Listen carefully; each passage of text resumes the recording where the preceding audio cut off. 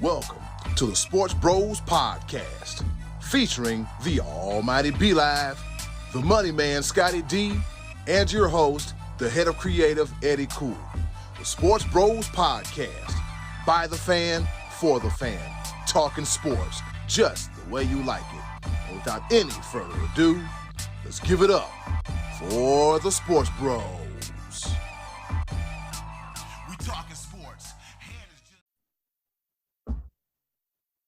Technical difficulties, you cannot stop us. You cannot get in the way because guess what?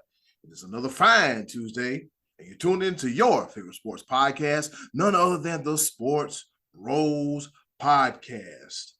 We are here. The technical difficulties cannot stop us. We powered through it and made it happen. I am your host, the head of creative here, Eddy here at Sports Bros Podcast. Of course, I have two of the best co-hosts in the world because I could do it by myself, but I'm not that damn entertaining. Introducing first, the almighty B-Live, big head and all. What's happening? What's going on in the world today? Eddy, you start off the show the same way all the time. You tell the people it's Tuesday. By the time we get to the end of the episode, it's Monday again, but it's okay. It's okay. I just want to know, I'm going to let everybody know, we're starting off a little bit different this week because this week we actually have a sponsor. We want to appreciate Gap. Gap, we appreciate it.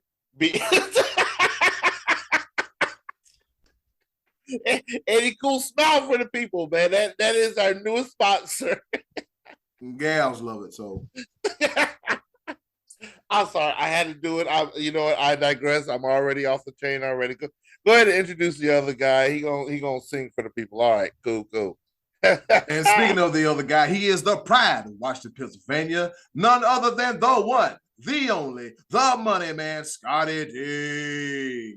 Be live, shark do do do do do. Be live, shark do do do do do. Be live, shark do do do do. Be live, shark. Eddy shark do do do do. Eddy shark do do do. Eddy shark do do do. Eddy shark.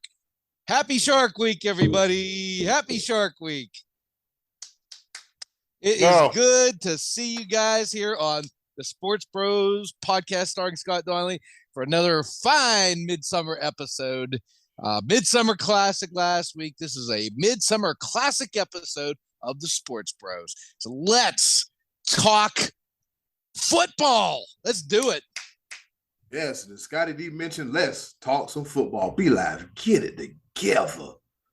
You good, Be live? You good now? I'm baby okay. Shark, baby shark. Wow. Baby shark. I deserve that. I deserve that. I start the show wrong. Yeah. And so yeah, I get it. All right. Things happen. Things happen. Oh boy. Yeah, let's talk some things. Let's talk about, you know what I enjoy talking about is talk about how ridiculous the especially the 4-letter network, but all those talking heads, how ridiculous they got something going on where they ranked the executives, NFL and ESPN people and writers. They ranked all the positions, but the one that we really want to talk about, the quarterbacks in the NFL. Eddy, what you got for us? What's happening? What's going on? All right, y'all, let's go ahead and hop right into it. The top of the order. All right, let's get this thing started. Here it is, the top of the order. All right, as B-Live mentioned, the 4-letter network, they got a list compiling of the top 10 quarterbacks according to execs, coaches, scouts, and players. Shall we go over the list, fellas, in case somebody wants to follow along with us? Yeah, run it down real quick. Run it down right quick here. All right, number 10, we got Dak Prescott. Number 9, Deshaun Watson. Number 8, Russell Wilson. Number 7, Justin Herbert. Number 6, Matt Stafford. 5, Joe Burrow. 4, Tom Edwards, Patrick Carmichael, Gerald Brady. 3, Josh Allen. 2, Patrick Mahomes. And number 1, Aaron Rodgers.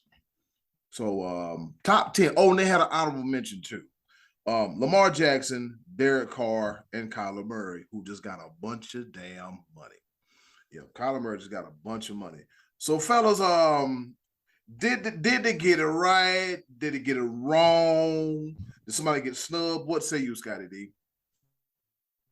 Well, Lamar Jackson's one that was kind of making a big deal about. I don't know if he was, but people around him were saying that he deserved to be on the top 10 because this guy is actually a former MVP. I actually think I would put Derek Carr on that list in the top 10, and I would bump good old Dak right on out of there. I don't believe Dak is a top 10 quarterback. I just don't, because I'm looking at the list of names of people, those 9 that you mentioned that were ahead of him. With the exception maybe Deshaun Watson, and that's only because the guy hasn't played in over a year. He's getting a little bit of respect for having sat out. I still would rank Pat Mahomes number 1 over Aaron Rodgers. I would probably move Joe Burrow up past Brady and Josh Allen at this point, just based on what he did last season and going to the Super Bowl. I mean, we're not talking about the greatest of all time. In that case, Tom Brady's way up above everybody else there. But current status, I think I might move Joe Burrow up. But otherwise, the list, I think, is pretty clean for the most part. Lamar Jackson does have an argument to get on there. Maybe Justin Herbert gets a little bit too much respect being 7 on that list for a guy who hasn't done much in the league yet, but he does have just a beautiful fastball. He just got a cannon of an arm, and it's easy to fall in love with that. And by the end of the year, maybe he will deserve this. I just think it also shows that if that's our 10 best, there's 22 others, including the honorable mentions, that just aren't that good. I mean, is it just me, or does it seem like the quarterback position in the NFL is very thin right now? And maybe we're still waiting on some young guys to move up because Trey Lance is going to be playing his first year, and Fields is going to be starter this year. Trevor Lawrence, only has a year. Maybe we're waiting on some young guys, but right now it just seems like the quarterback position is very thin. What do you think, B-Live? Talk to me. Well, here's the problem. I don't necessarily think that the quarterback position is thin. I think the way we evaluate quarterbacks is thin.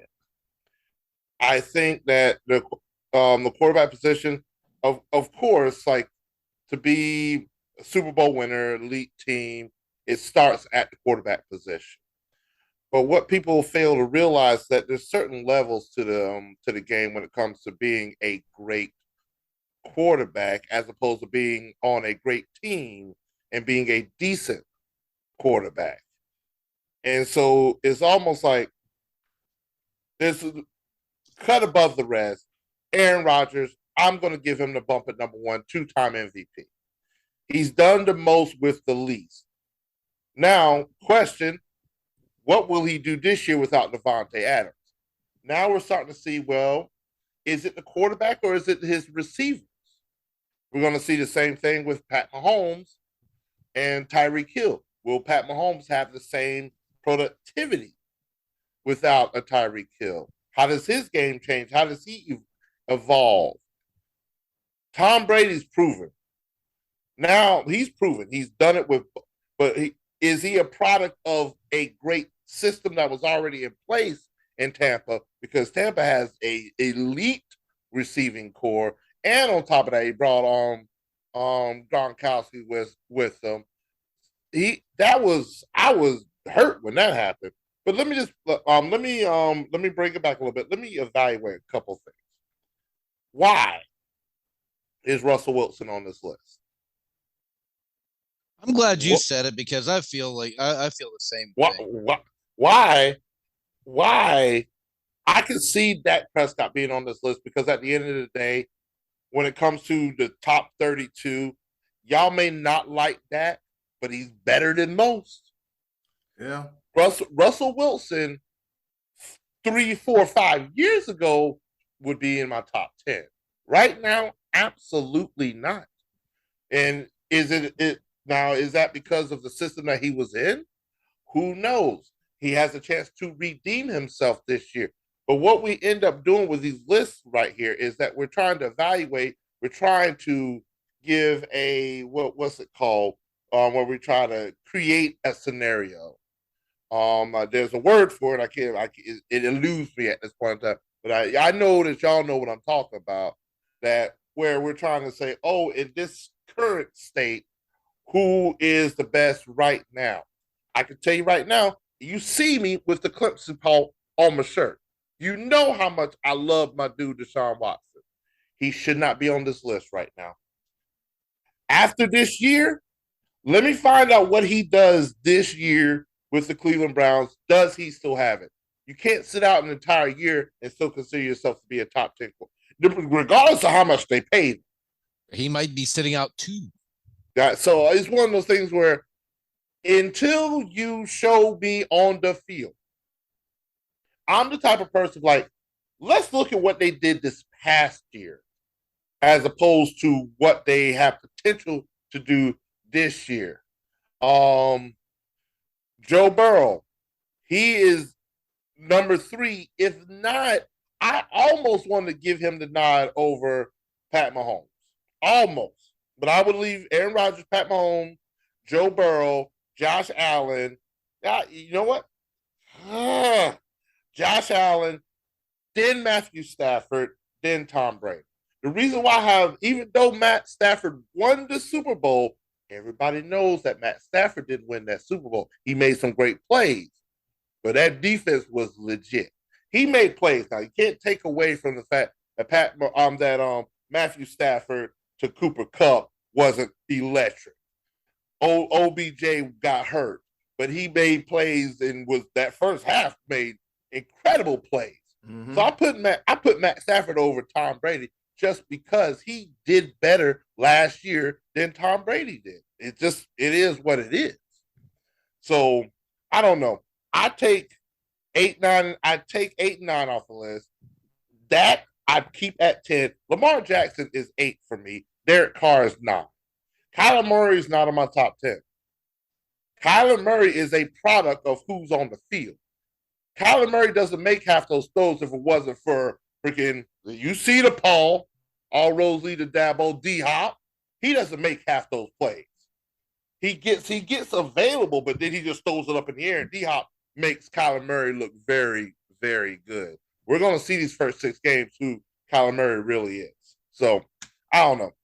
I tell you somebody that nobody's mentioning that actually, and because he hasn't really deserved to get mentioned, but he has a chance to put himself on the list, is Jameis Winston, because the receiving core in New Orleans is absolutely ridiculous looking this year. With Michael Thomas, and they signed Jarvis Landry, and they drafted Olave from Ohio State. There's going to be a lot of offensive weapons for that guy to utilize this year in New Orleans.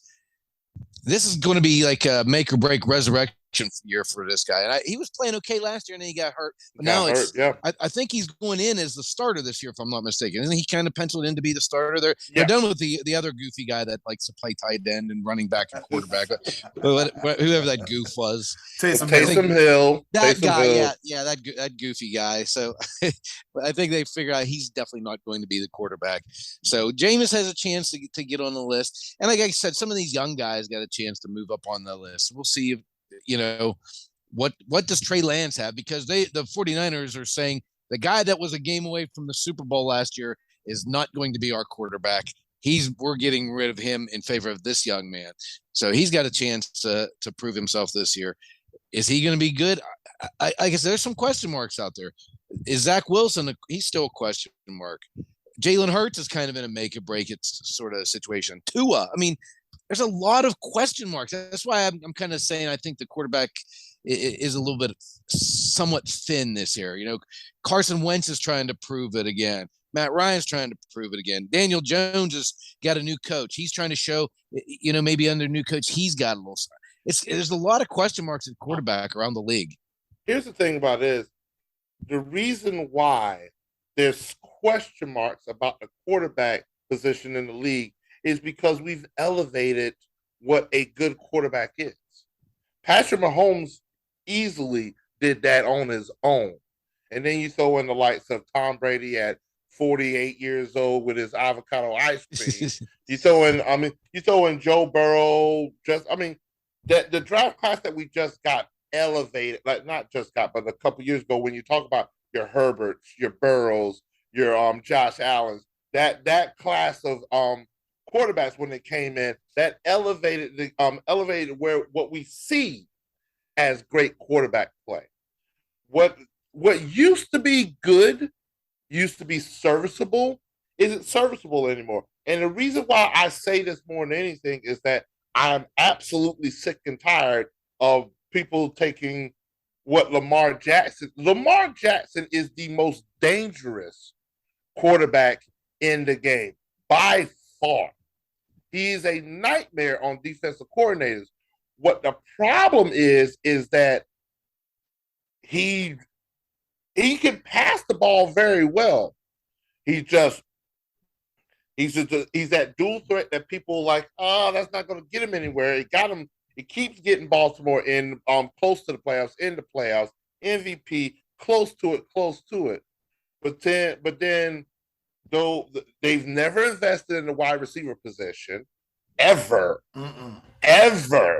So it's like, dude, he has to do it on his feet because nobody's down the field for him to throw the ball to, which he actually has the arm strength to do. But his number one target is a tight end. Mark Andrews. That's not a recipe for success in a passing league.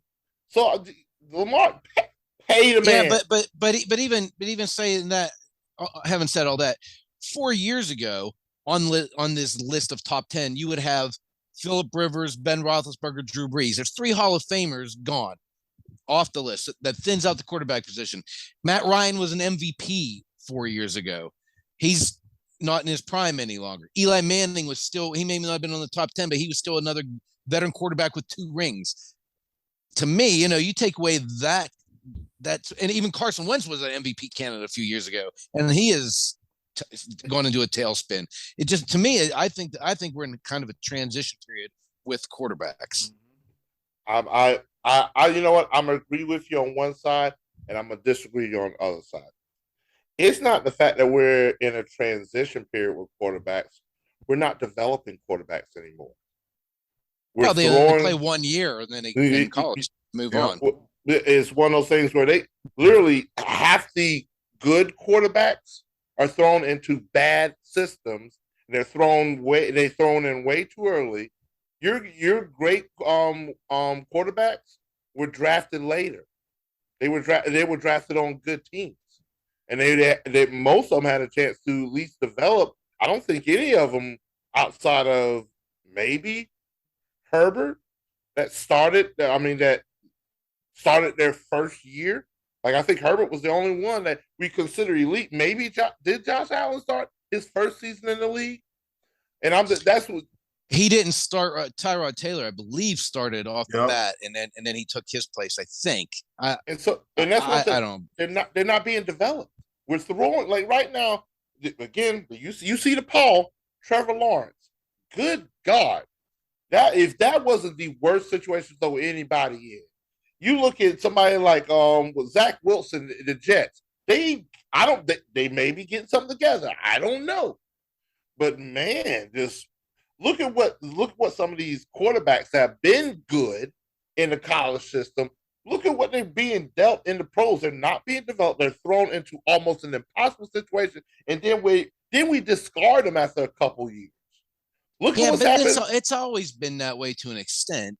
Because the better quarterbacks get drafted to bad teams, like you said. I mean, the higher you are, the longer it's going to take for your team to be good.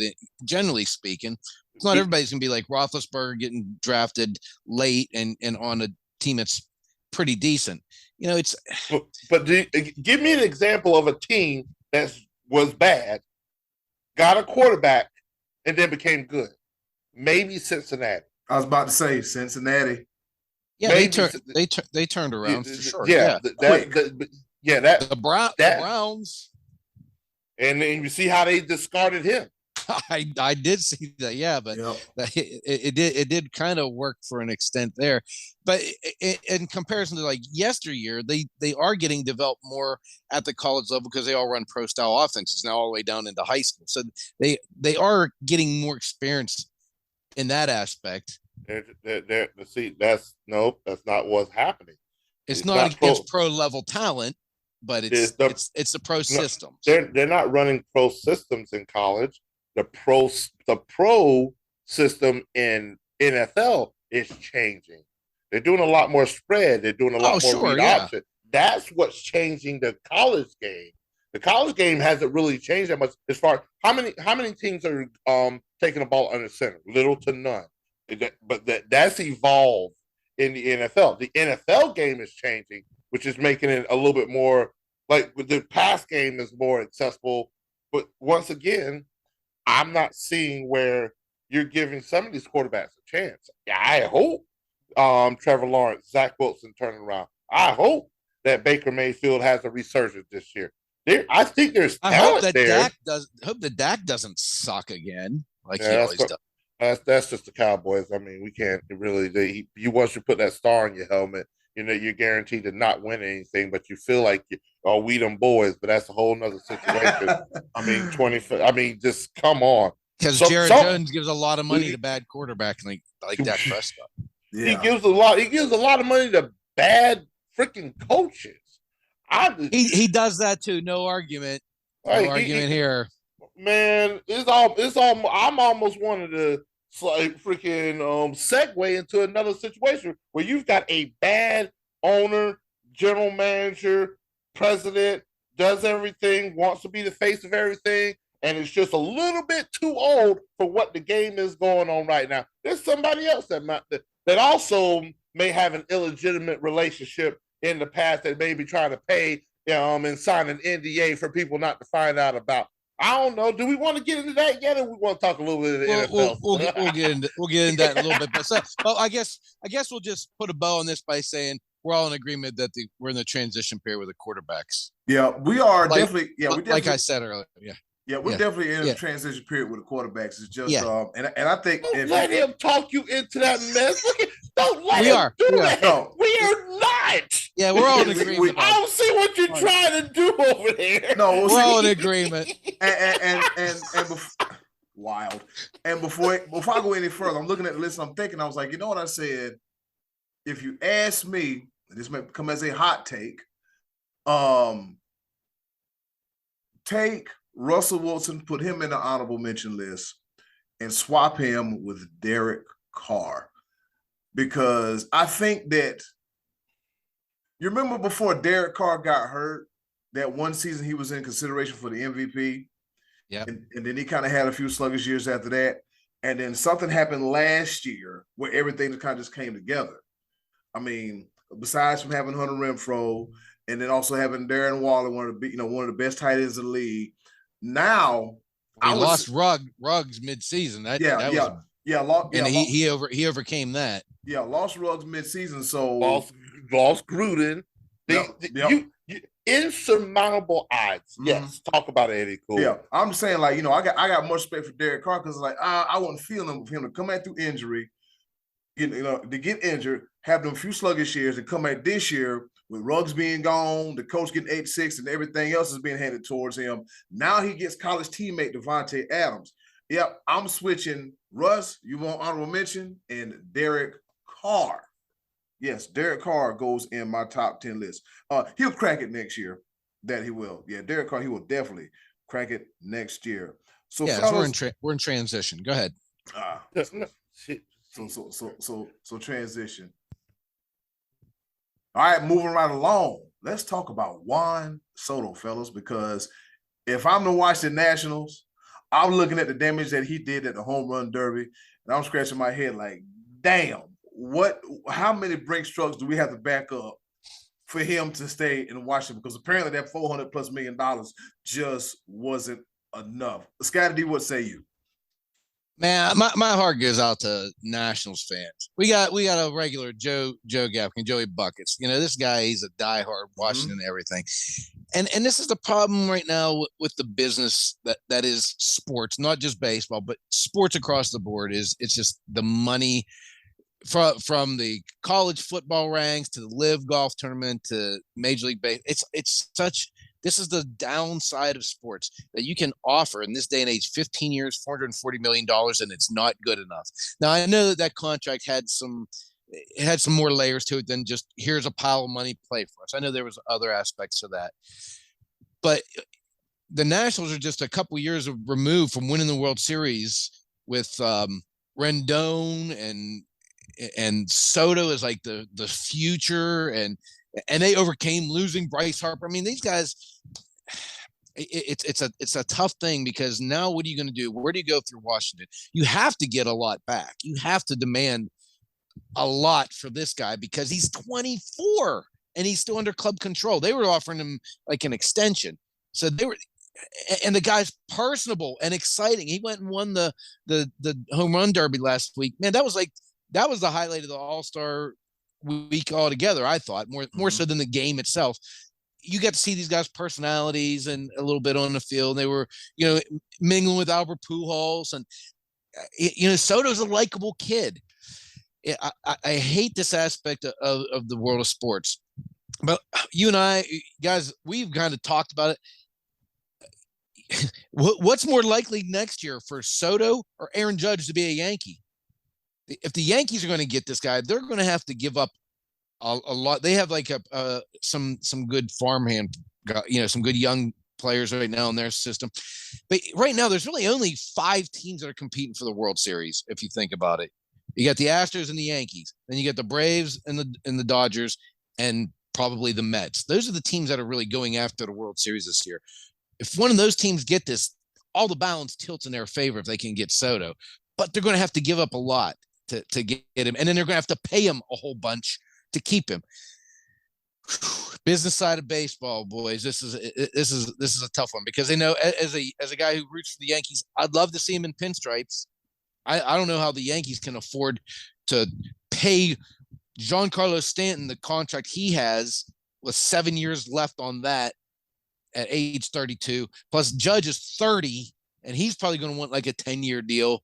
And Soto, they're already offering a 15-year. I mean, where does it end with paying that kind of money out? I don't know. I don't know where you go from here if you're the Nationals. Go ahead, B-Live. This is what you do. First of all, let's start by getting away from the $440 million part. That's the thing that jumps out to everybody. $440 million. Good Lord, how do you turn down that much money? It's easy. It's very easy, because you look at what is called the AAV, average annual value. 15 years, $440 million in the landscape of baseball right now is not even a top 10 or a top 15 contract. You're making my point for me, though. That's what I'm saying. The money is escalating so much. Like, where does it end? I mean, for that to be not good, that's crazy.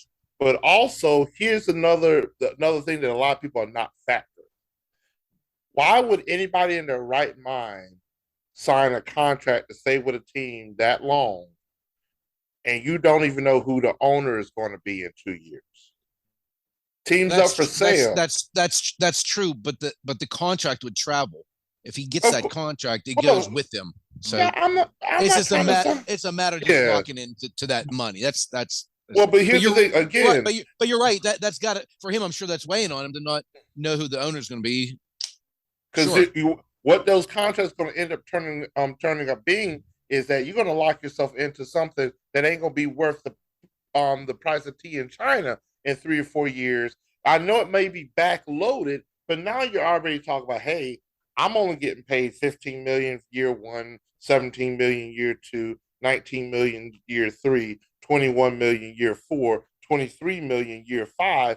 And now when I turn 30, I'm still at the Washington Nationals, and now they can't move me because now my contract's backloaded.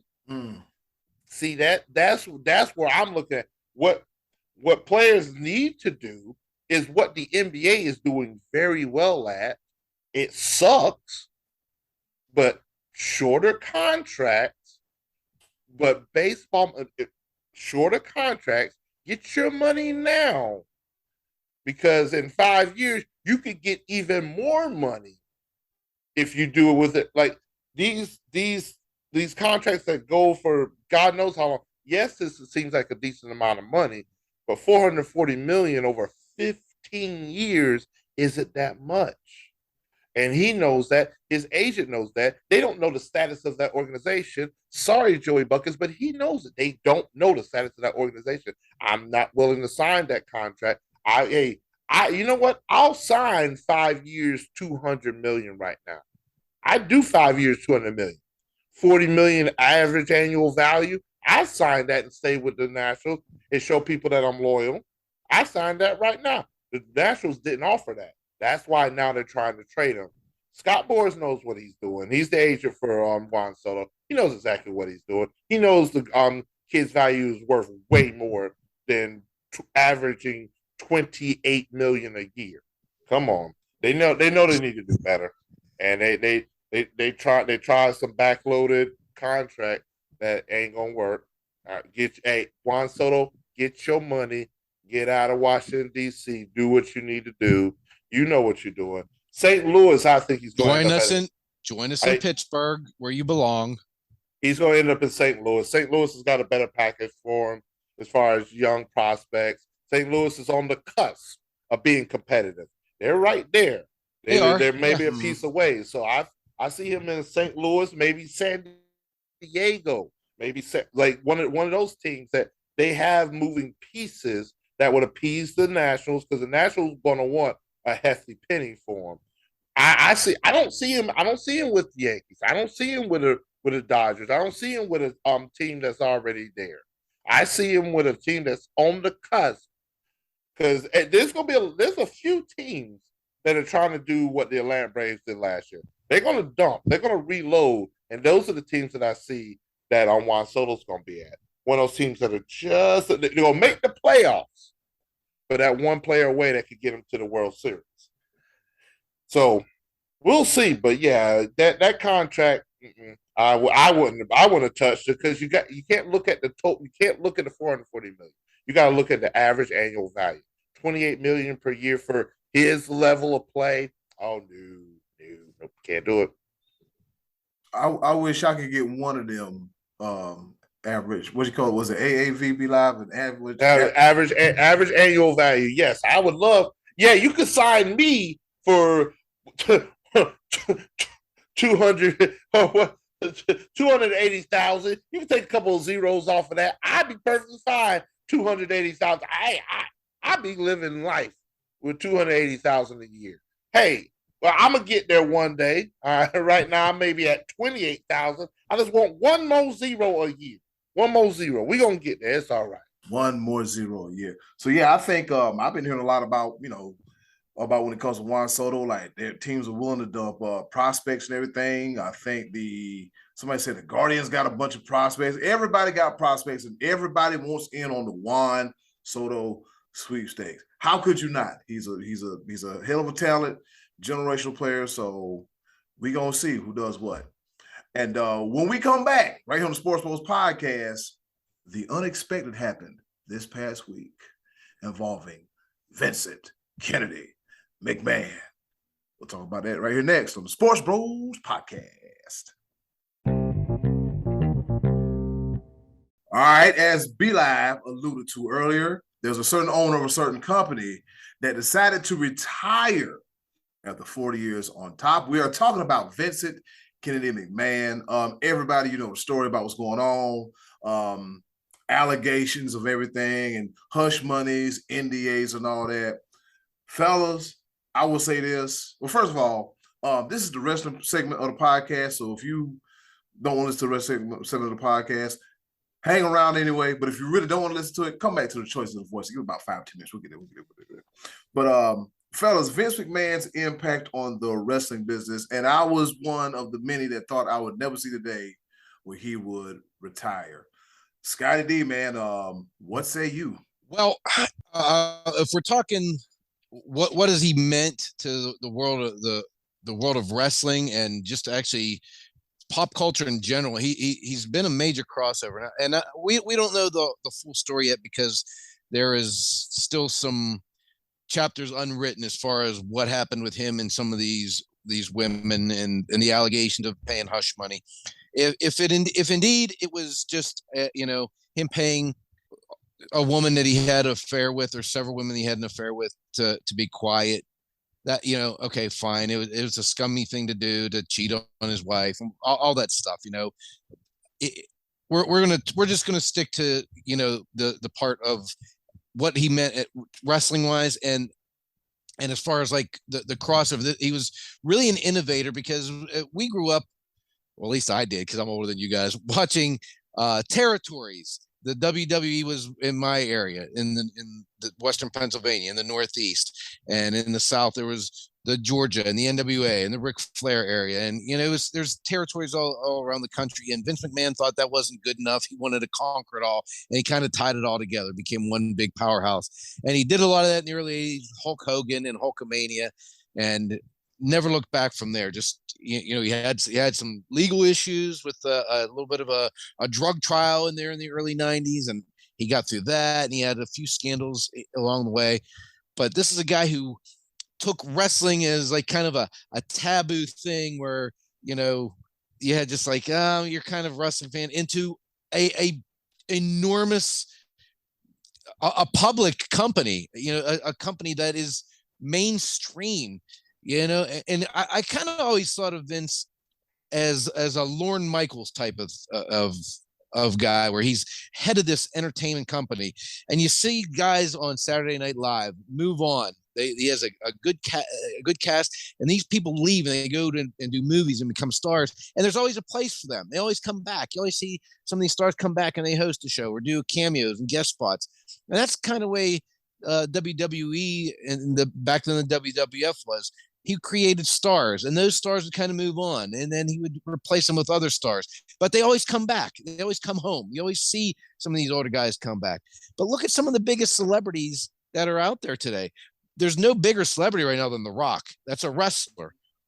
Hulk Hogan had a movie career and TV career. John Cena, the Bella Twins, The Miz. I mean, there's a number. Dave Bautista is a guy who's not super widely known, but he was a guy that was in one of the most successful movie franchises of all time. I mean, there's just been a lot of crossover where people know who these guys are.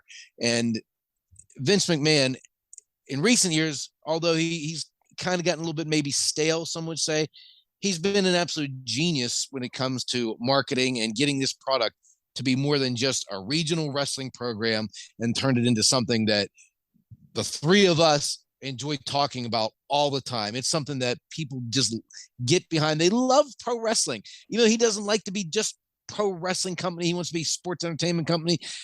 The wrestling is where it began with all of us, and Vince McMahon took it and made it really big. So, I have a lot of good memories of watching WWE programming that ultimately was a responsibility of Vince McMahon. So, yeah, kind of sad to see him going out this way, because I don't think he was really ready to retire per se. But, he leaves behind, to me, a very successful, albeit controversial legacy. I agree with you on a lot of those aspects. We would not be talking about wrestling on our podcast the way we are if it wasn't for Vincent Kennedy McMahon. He took something that is actually cool to be a wrestling fan.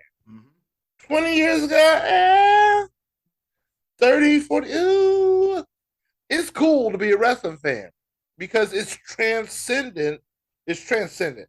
There is not a sport out there alive that at some point in time doesn't use a championship belt, and doesn't use some type of gimmick, something that came from WWE.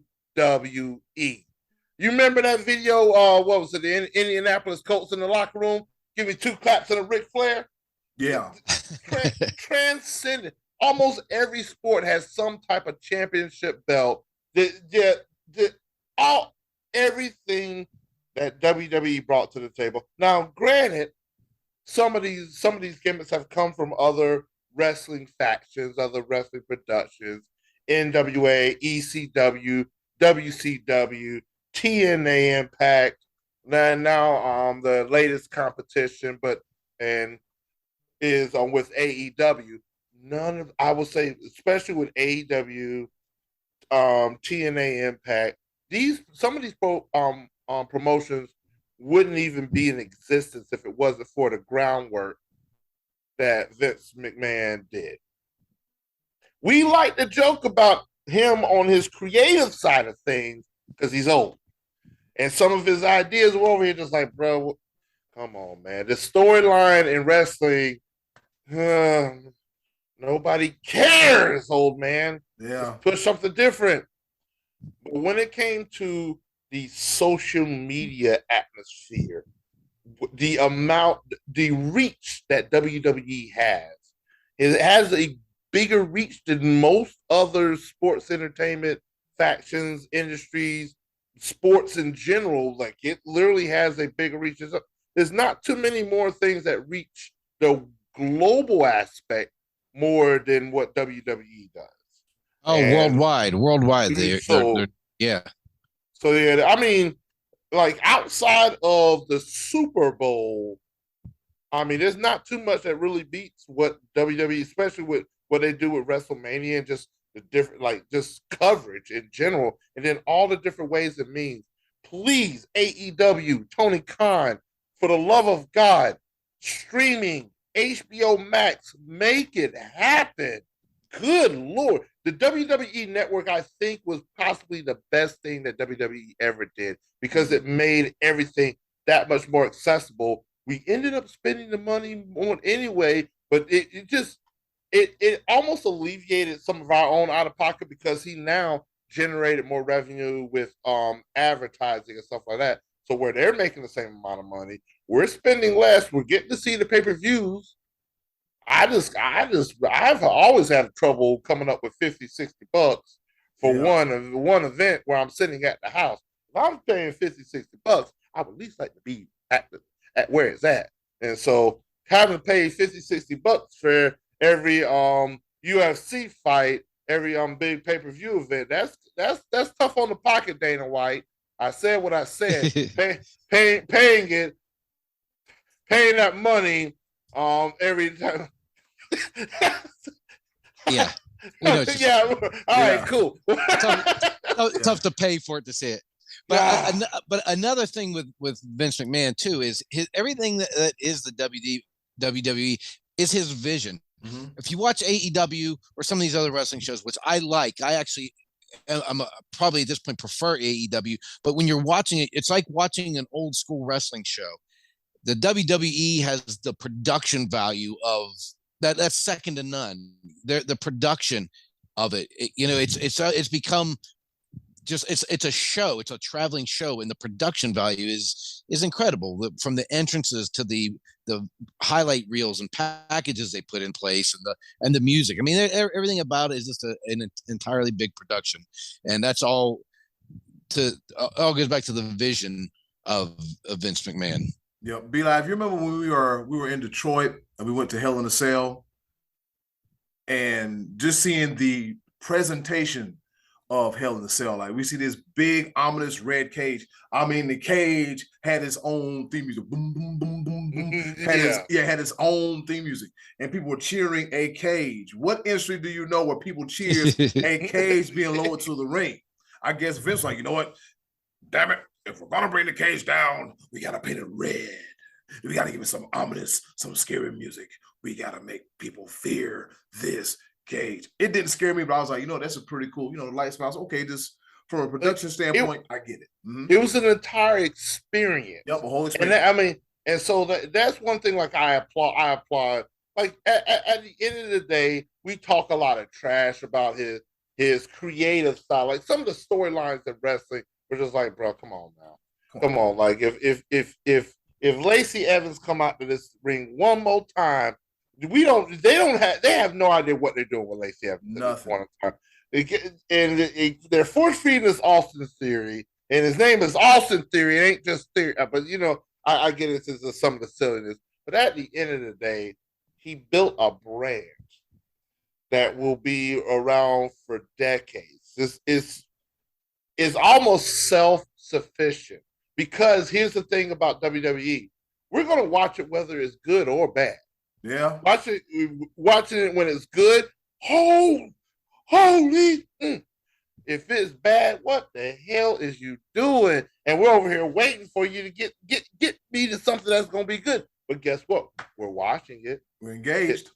Heel versus face. It's literally, it is psychology 101. Like he knows how to get into the minds of the people, whether you like them or you hate them. That's exactly what the chemistry the foundation of what sports entertainment when it comes to wrestling is all about. And Vincent Kennedy McMahon absolutely knows that part of it and manipulated it and made himself quite a bit of money on that simple thought, that simple mind process.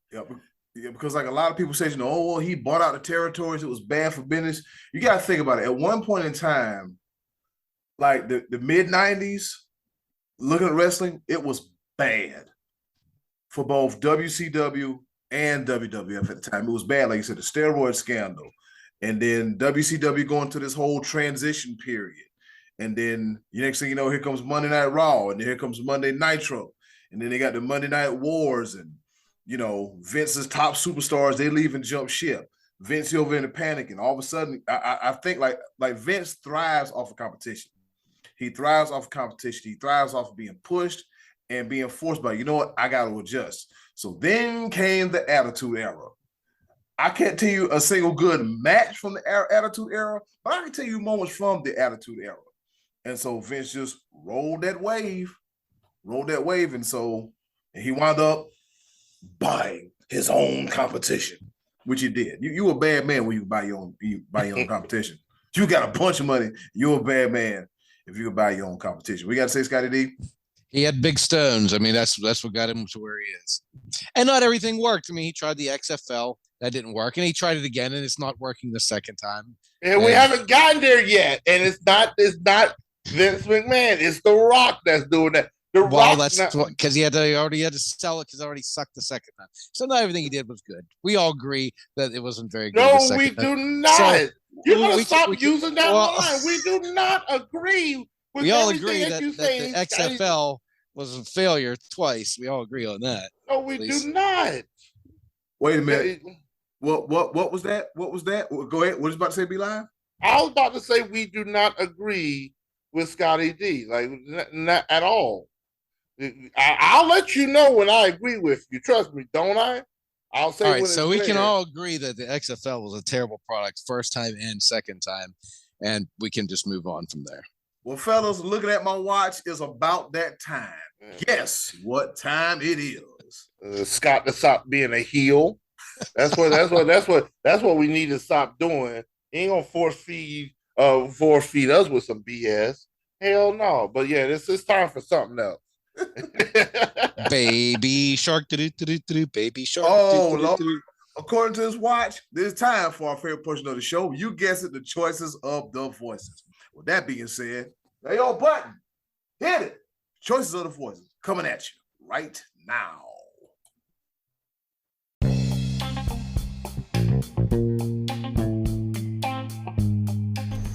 And now, our favorite part of the show, the choices of the voices.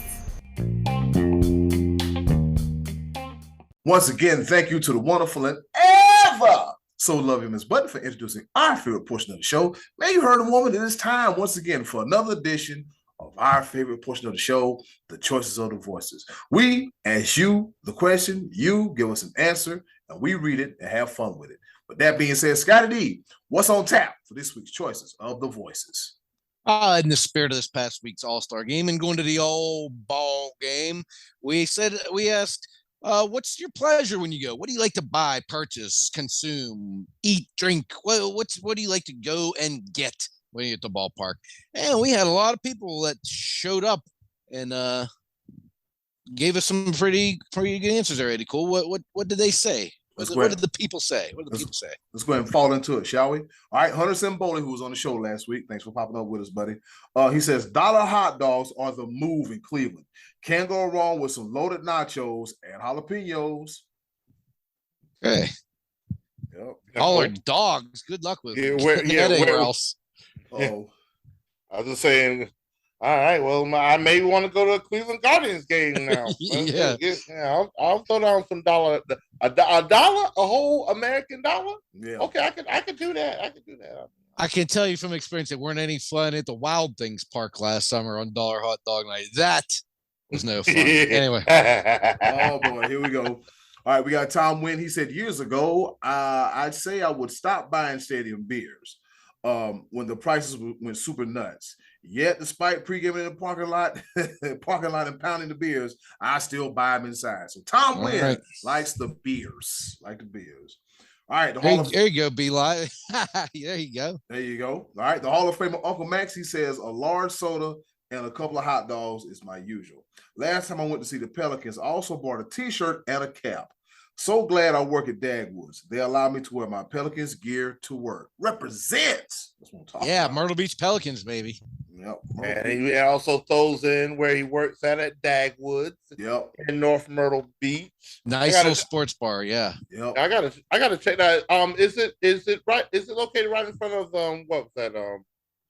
Where the Grand Prix used to be at? Yeah, it used to be Sticky Fingers. What is it? A Bilo?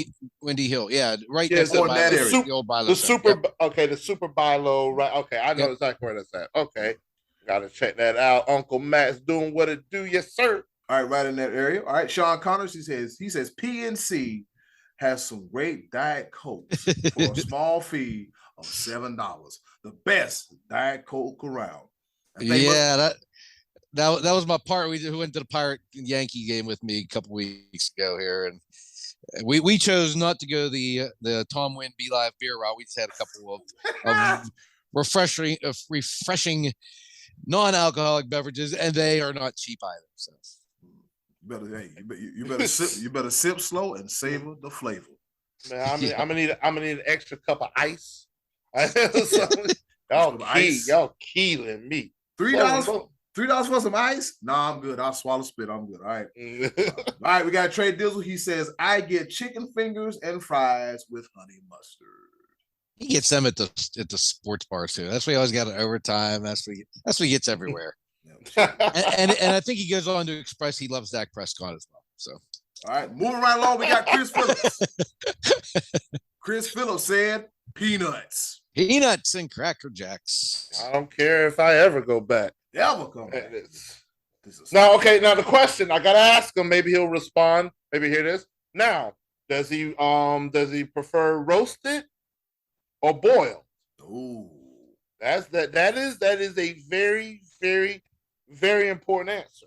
Because fellas, I like mine. I love boiled peanuts. I love that's a southern thing though. You don't get those in most northern ballparks. I mean, I don't think at most ballparks. So, but Chris Phillips also, he's a Pittsburgh guy who lives in the South, so I'm guessing he's going dry roast. That's just what I would take. With the salt, gotta have the salt.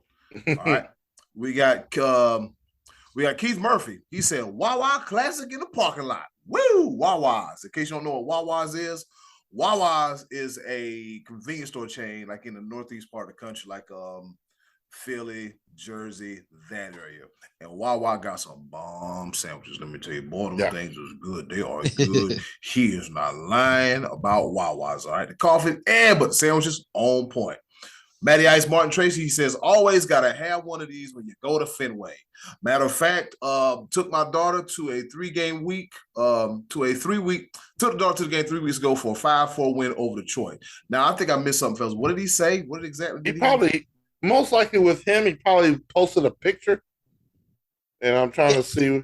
Yeah, he has a picture of him and his daughter. First, he had a picture of the Fenway Franks. Yeah, okay, Fenway Franks. Oh, okay. Yep, that'll do it. And then a couple pictures of him and his daughter. Great pictures of him and his daughter at Fenway. That's what you love right there, man. Yeah. Going to the ball, taking your kid to the ball game and having a hot dog. I love that. That's good. Even if it is a Red Sox fan, I'm good with it. Yeah. All right.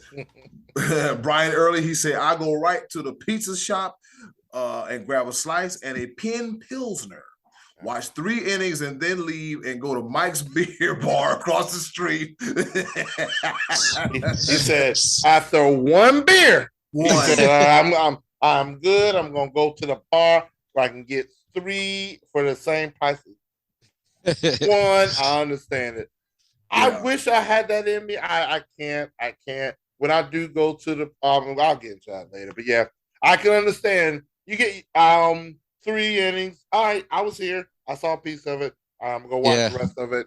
Yeah. In some air conditioning, with the big screen and cheaper beer. I like it. Yeah. All right. Draft me, please. All right. We got Ed Martin. He said, when I used to go to Fenway Park before ticket prices went through the roof, I would buy a big bag of peanuts from the street vendors and take my seat and get a beer and enjoy. So the combination of beer and peanuts. Yep. All right. Now, the way it made it sound like he was able to get peanuts from outside and was able to take them in. Genius. Smart I'm man. pretty sure they don't allow that now. No, they don't allow that now. Hey, where you going with that, sir? In the garbage. I don't know, but that was paid. That's the way to go. Look, people sneak all kind of things in games, but I'm not going to tell, but I digress. In the words of the almighty Beeline, right? Nikki Rock, another great name. She says, cotton candy every time. Cotton candy for Nikki Rock. If you smell what the Rock is cooking, she likes cotton candy. Yep, good old cotton candy. With that being said, shout out to Hunter, Tom Wynn, Uncle Mac, Sean Connors, Trey Dizzle, Chris Phillips, Keith Murray, Matty Ice Martin, Tracy Bryan, Early, Ed Martin, and Nikki. I want to rock for their participation in this week's edition of the Choices of the Voices. I had to do it. It just stood out there. Yeah. So shout out to you. Be live. What are you consuming? What do you like in the state? What say you? See, Scottie D likes to spoil stuff. Like, see, that wasn't necessary. None of his comments from last week, just because I love the occasional alcoholic beverage. He ain't had to spoil it. Let me tell my side of the story. Yes, I like a beer, please and thank you. When I go to a baseball game, you know what I want to be? I want to be part of that. I want to be part of that snake where everybody takes the plastic cups and stack them and stack them and stack them and let them just ride down 4 flights of stairs and everything. I want to be part of that crowd. That's what I want to do. There's only but a few excuses to go out to the ball game and just have a good old cold to lukewarm to warm big because you can't either because it don't stay cold that long. No. But it's one of those things. You'll deal with it the next day. But like, why did I drink 5 of those? And because at the Woodpeckers games, they actually have reasonable prices. But the draft beers, the Healy Bar at the Woodpecker Stadium has like 30 different beers on tap. Could oversee. It's just a great place to watch the game. But by the time I've had 4 or 5 of them at 7.5 ABV, it's like drinking 12 Yinglings. I feel it the next day. And so, but it's all right because I had a good time. Great souvenirs. I like what Uncle Matt said about just the souvenirs. You want to carry something. I'm getting me a jersey next time I go to a game. But man, it's just something to take back memories from each time you go. Nothing like a live baseball game, and I love it. And a cold beverage to go along with it. Yes, I'm not going to shy from it. It is what it is. Scottie D, how about those $7 Diet Cokes? I spent $7 and I had a great time. Woo! Actually, I was drinking bottled waters at the last Pirate game I went to a couple weeks ago, but I didn't get one this time during this trip. But I love getting a hot dog at a ballpark. It's still to me the great tradition. Question: What? No, you said it wrong. You said you went to a Pirates game. No, you went to a Yankees game because that 16-0 score. I mean, that was a Yankees game that the Pirates did not show up to. That was a tough one. That was a tough one. Difficult night for the Buccos. Sure was. You were wearing your Pirates gear too, right? I do have a Pirate shirt. I'm at the beach. I should just take this off and just go for sure. That you will not. Okay. You want me to wear my Shark Week shirt? No, you stay exactly how you're dressed right now. You can do whatever you want to do when we go off the air. But right now, while I got to look at you, I'm going to sit here and look at you. Please stay clothed. Okay. Well, I mean, I already don't have pants on. But anyway. I don't care. I don't have to see it. I'm on a budget, fellas. I can afford these FCC fines. You know, hot dog. A ballpark hot dog. That's what goes at the game. Okay, you can't say a ballpark hot dog and mention that you're not wearing pants in the same breath. Let's not peanuts. do that. Peanuts. Yeah, but we got a ballpark hot dog, 2 peanuts, not wearing pants, and Cracker Jacks. Oh my God, we're gonna get kicked out. Wow. Help! All great answers, fellas. All right, so my choice, let's see. When I go to the ballpark, I gotta have a bag of the roasted peanuts. No matter where I'm at, either if I'm at Truist Park in Atlanta or up here in Cleveland by Progressive, I gotta have a bag of the peanuts. Not just any peanuts, but it gotta be the salted, roasted peanuts. They gonna make a mess, but I ain't gotta clean it up. It's just peanut shells. It's good for the earth friendly. It's good for earth. So I like to have that, and I like to have me, 1 beer, 2 beer, or possibly 3 beers. So what? 4 beers. Beer. What? 5 beers. What? 6 beers. What? 7 beers. Wrestling mode for those of you who don't know. You're right. We're still in the Vince McMahon mode. Man. An 8-pack. I'm drunk. I'm swimming backwards. Oh, hell yeah. No, but anyways, for me, it's peanuts and beers. You can't go wrong with that. And with that being said, what's on tap next week, Scottie D, for Choices of the Voices? All right, so next week, we might be a little early on this, but I don't care because fantasy football season is right around the corner. Football season's looming, but fantasy football season comes first. So for those of you who like to participate in that, I want to ask you, who do you think right now should be the top 3 picks in fantasy football going into the 2022 season? Give us your top 3 fantasy football choices, and Eddy Cool, that'll give us something to talk about next week. Yep, we will opine on the top 3 fantasy football picks. What you got to say, B-Live?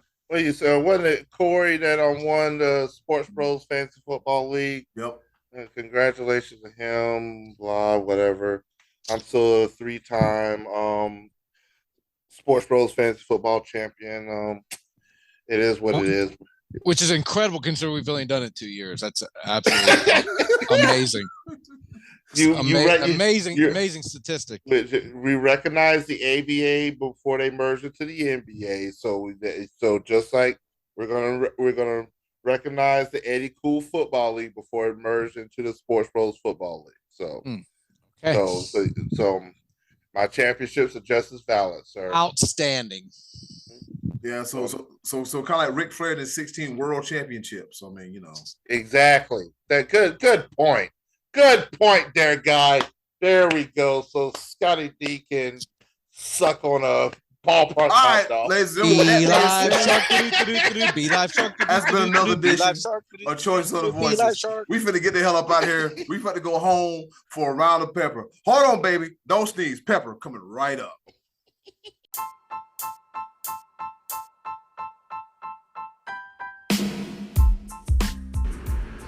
Okay, boys, let's bring it home with a round of pepper.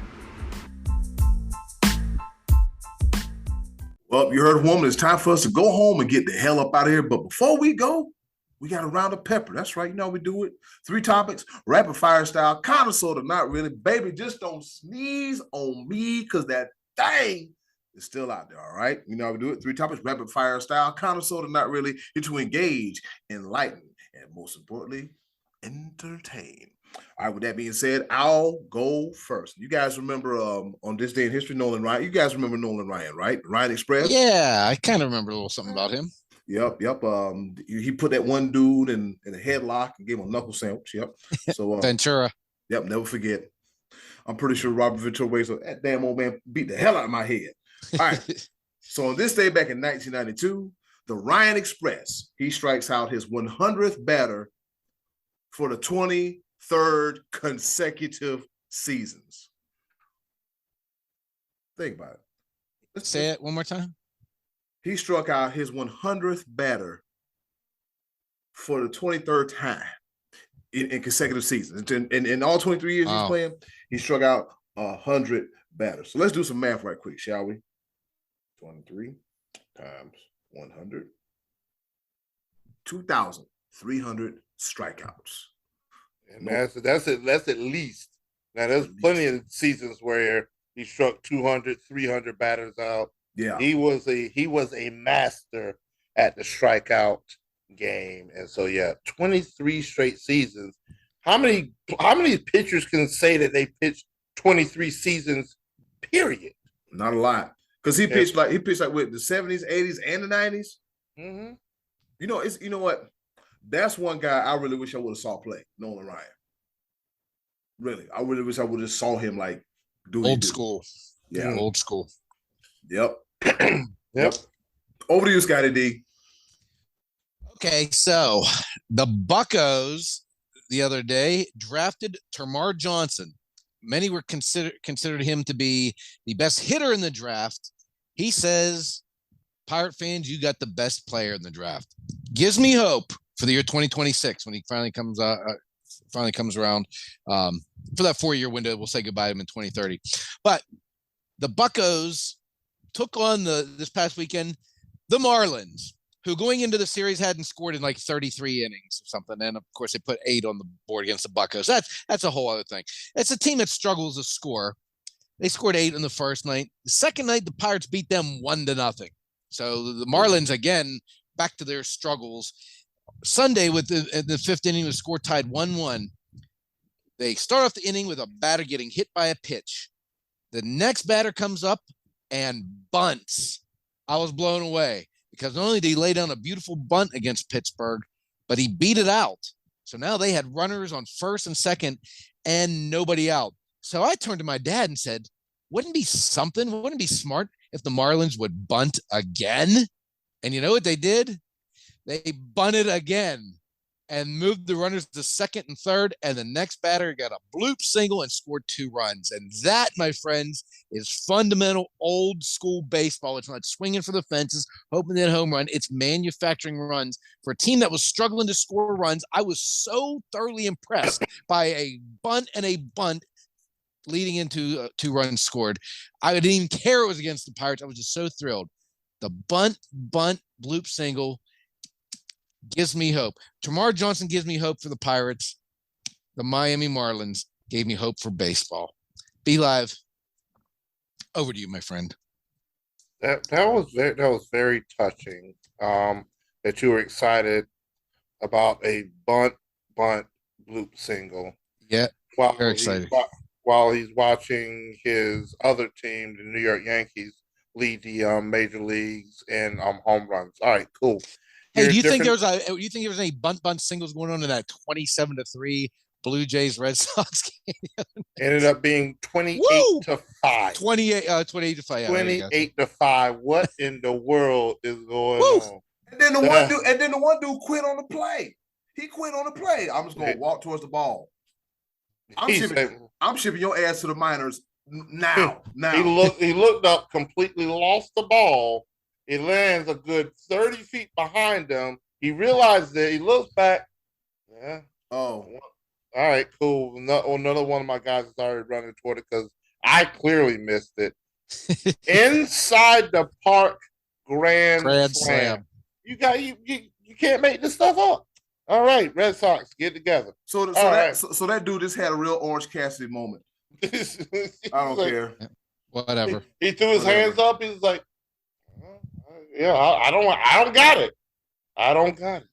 All right. Well, I'm gonna stick with baseball. I'm gonna switch up my situation here because draft with the draft and everything.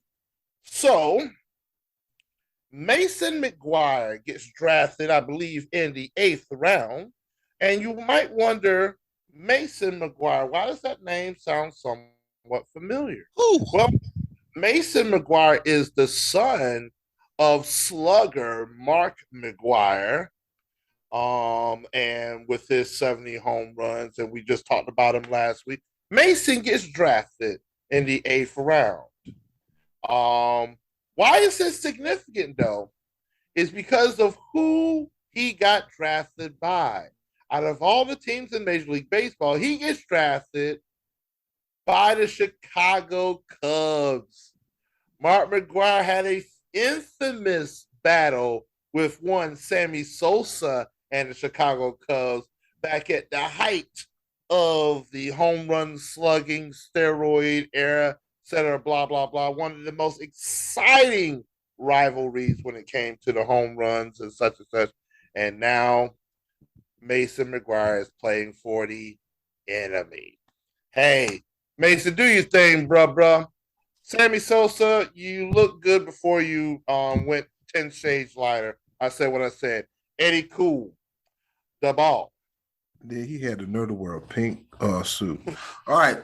I'll edit it out. I got to clear my throat. 3, 2, 1. All right. So last week, well, actually earlier, we were talking about wrestling and Vince McMahon. And last week, I told the world about Ric Flair's retirement match. It's the last match ever. It'll be taking place in Tennessee, I think Nashville, Tennessee, the 31st of July at the Municipal Auditorium. All right. This is the last Jim Crockett promotion event.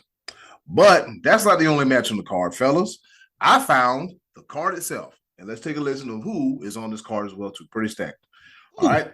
So going from the bottom to the top, we got a bunkhouse battle royal, which means you're going to see people in tight jeans, dusty boots, and tape fists. They're fighting for a golden boot. If you don't know what a bunkhouse battle royal is, just type Dusty Rules, baby, the bunkhouse stampede, and you'll see everything that you need, baby. Watch out now.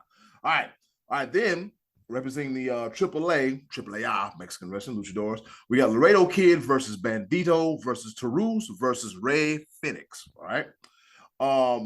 Representing New Japan, we got Yuya Uemura wrestling in place of the injured Clark Connors as he takes on Ren Narita. We got the Briscoe brothers, Mark and Jay Briscoe, coming fresh off the match they had with FTR versus the Von Erichs. That's right. Kevin Von Erich got some kids, and they're wrestling too.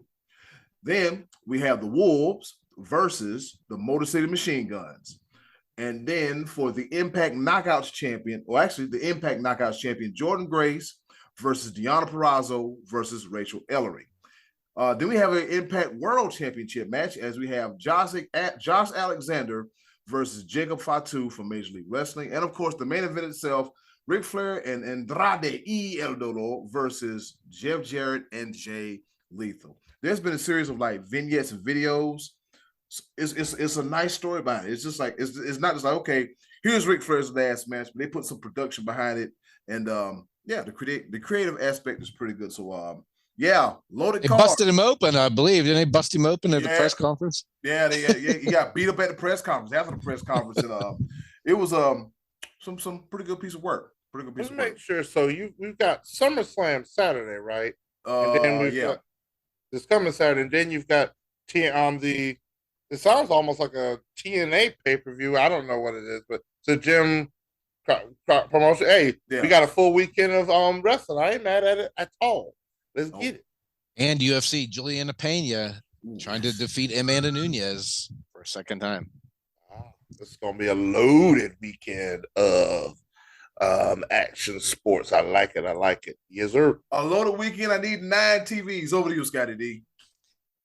Okay, so this past weekend, I went to a golf tournament that was to benefit the Cal U Vulcans football team. That's my alma mater. You guys have heard me talk about Cal U Vulcans before. And last year, the Cal U Vulcans went 9-1. And that was brought up by head coach Gary Dunn. Gary Dunn was a friend of mine when I went to school. He was a starting center when I attended Cal. He's now the head man in charge down at Cal. And he said these words, last year we went 9-1, and that was unacceptable. This year, we're going 11-0, and we're going to win the conference. Woo! That's what I'm talking about. That's what I like to hear right there, baby. 9-1, unacceptable. That gives me hope for the Cal U Vulcans. I will keep you guys posted. Be live. Over to you. Is this a Vulcan? Is this a Vulcan sign? Is this a Vulcan sign? I think that's a Star Trek thing. Yeah, I don't know. We don't do that. Our side is this. This is what we. Okay, gotcha. He ought to have done great at that school. Yeah. All right. Oh, my second pepper point. Well, hey, I love these segues, so I'm gonna talk a little golf myself. All right. Well, there have been some talks and a little bit of negotiationals and whatnot going on with the Live Golf Tour. and a certain commentator that wants to join the Invitational Series by the name of Charles Barkley. Kenny. Oh, Kenny. And so Charles Barkley's been a little outspoken when it comes to the Live Golf Tour. When speaking of, well, we've all taken blood money before. All right, now, I'm not all of us, but hey, ain't matter. He's been alluding to the simple fact that, hey, somebody finally just say it. They're paying us and we want some more money. What's wrong with saying that? And so he's been very controversial about it. But he goes even a step further because he is scheduled to appear in a Pro-Am event in New Jersey. He's playing in a Pro-Am event for the Live Golf Tour this coming Thursday. And he met with Greg Norman, the CEO of the Live Golf Tour. He said, player, I'm gonna need an offer from you because I want to come and be a commentator for you. And what you trying to pay me? And if I don't have an answer by the time the Pro-Am tournament ends on Thursday, there will be no deal. And I will not hold TNT hostage. Some reports have said that Charles Barkley is looking at the likes of $60 million to come over and talk about golf. And I can see Scottie D shifting in his seat right now because the hair on the back of his neck is starting to stand up when I talk about this because Charles Barkley, come on, bro. He's saying that he's asking for this type of money, I believe, because he said he's already garnered a lot of talk about him being in the Pro-Am. And does anybody want to tell people that we're not paying to see Charles Barkley play golf?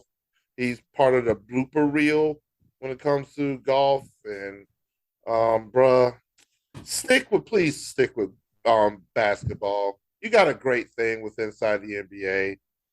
I would hate to see that break it up because you want to go talk about us. He might be an he might know a lot about the sport. His mechanics just are not there.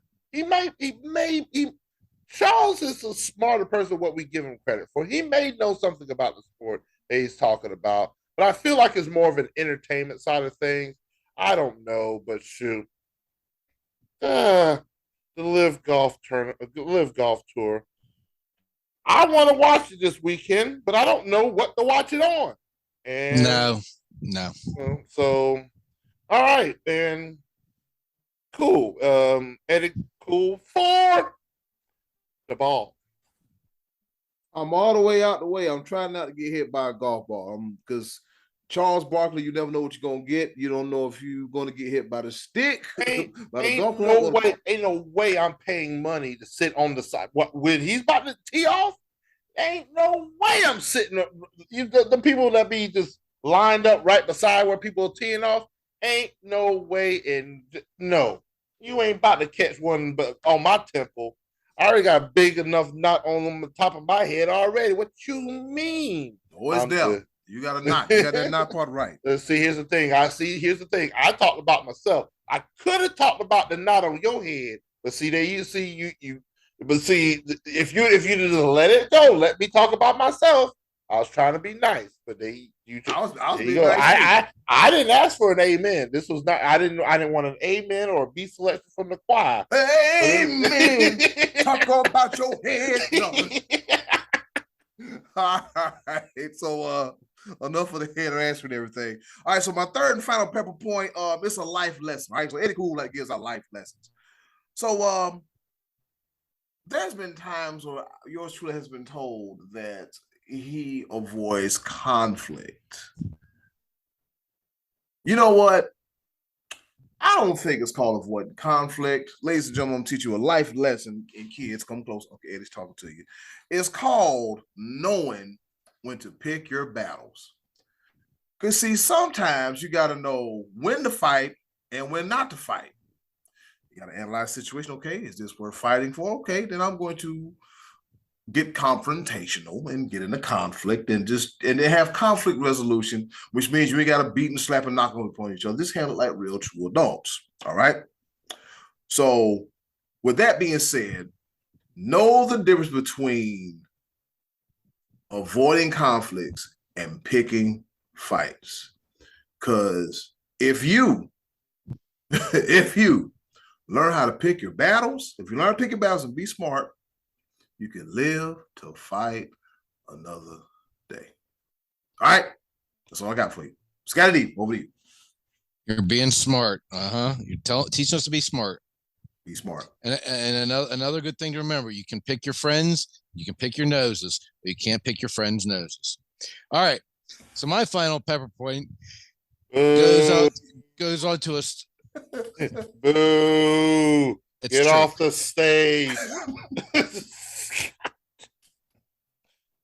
There's a story that's been circulating that I'm sure everyone's heard. It's made the rounds by now about J.J. Watt, where a young lady named Jennifer Simpson tweeted out that she was selling some of her Reebok shoes and a Texans jersey to raise money for her grandfather's funeral to cover the cost. And he was a Texans fan and a J.J. Watt fan. And J.J. Watt saw this tweet and said, "Don't sell that stuff. I'm going to help with your funeral." I don't know at this point if that funeral has taken place or how much he's forked over, but it's been garnering a lot of attention. And finally, we're getting some positive attention for some of these players, because this is the time of year that all we hear about is contract demands and holding out a camp and all that good stuff. So it's nice. It's refreshing to hear a great story like this. And J.J. Watt, you're giving me a little bit of hope for all mankind. Applause to that, standing ovation for that gesture. J.J. Watt, I will forever be a fan. Be Live, over to you.